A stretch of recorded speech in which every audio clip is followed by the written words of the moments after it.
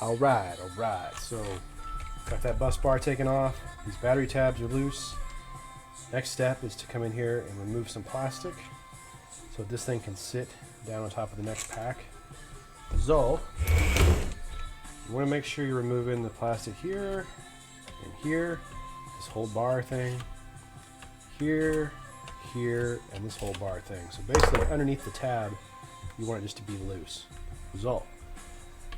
You can use nippers or whatever and just kind of slowly cut it away. Or if you're lucky enough to have a laser precision cutting tool like this, you might use one of these instead.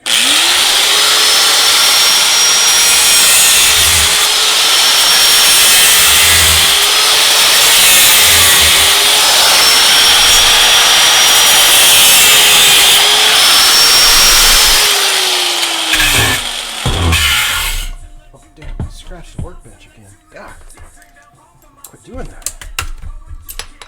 So, now we end up with no plastica underneath la batteria tab. See how that is? Nice. Then we'll go ahead and pop this tray off. It should be ready to stack on top of the other one.